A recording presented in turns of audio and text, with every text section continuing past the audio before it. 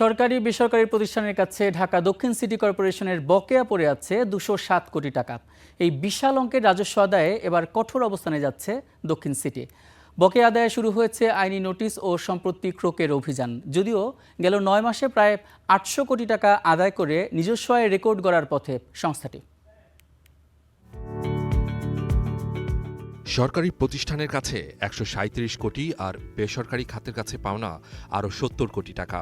বছরের পর বছর ঝুলে থাকা এই বিশাল বকেয়া নিয়ে বেশ বিপাকে ঢাকা দক্ষিণ সিটি কর্পোরেশন। তবে এবার আর অপেক্ষা নয়, পাওনা বুঝে নিতে সরাসরি অ্যাকশনে যাচ্ছে সংস্থাটি। ইতিমধ্যে তালিকা করে ডিফল্টার প্রতিষ্ঠানকে পাঠানো হচ্ছে আইনি চিঠি ও ডিউ লেটার।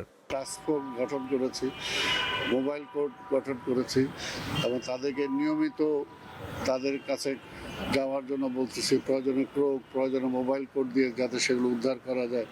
প্লাস গভর্নমেন্টের অনেক এজেন্সি আছে বা গভর্নমেন্টের অনেক প্রতিষ্ঠান আছে যেগুলো আজকে দীর্ঘদিন তারাও দিচ্ছে না, সেগুলো আমি গভর্নমেন্টের সাথে আমি যোগাযোগ করছি, সেই সমস্ত প্রতিষ্ঠানগুলোর সাথে তাদেরকে ডিউ দিচ্ছি যাতে তারা সেগুলো আগামী অর্থ বছরের মধ্যে যাতে দেওয়ার চেষ্টা করে। শুধু বড় প্রতিষ্ঠানই নয়, 52টি খাত থেকেই রাজস্ব আদায়ে মরিয়া দক্ষিণ সিটি।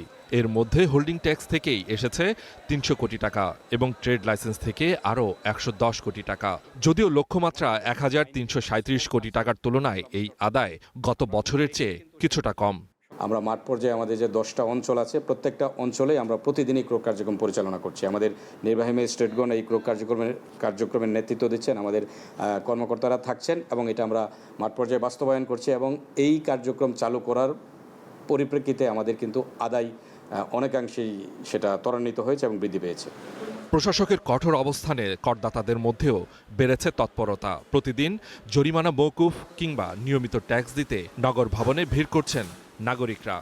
সাইনবোর্ডটার সাইজটা যেটা আছে এটা একটু সাইজটা একটু বড় রাখা হয়েছে, যার কারণে আমাদের এটা ফাইন চলে আসছে, যার কারণে এটা ফাইন দেওয়ার জন্য সময় মতো আমরা পরিশোধ করতেছি। আমাদের প্রেশার মূলত থাকে হলো জুলাই, আগস্ট, সেপ্টেম্বর। ওই সময় 3 মাস সময় দেওয়া হয়, ওই সময় আমাদের কালেকশনটা বেশি হয়। এখন বেসিক্যালি আগের থেকে একটু কম। ডিএসসিসির গত কয়েক বছরের পরিসংখ্যান বলছে 2022-23 অর্থ বছরে ইতিহাসে প্রথমবারের মতো 1000 কোটি টাকার মাইলফলক স্পর্শ করে। এরপর 23-24 অর্থ বছরে 1061 কোটি টাকা আর 24-25 অর্থ বছরে তা কমে দাঁড়ায় 791 কোটি টাকায়। ডিএসসিসি আশা করছে বকেয়া আদায়ের এই ধারাবাহিকতা বজায় থাকলে আগামী জুন মাসের শেষ নাগাদ রাজস্ব সংগ্রহের নতুন কোনো রেকর্ড গড়বে সংস্থাটি। Suman Mahmud, star news, Dhaka.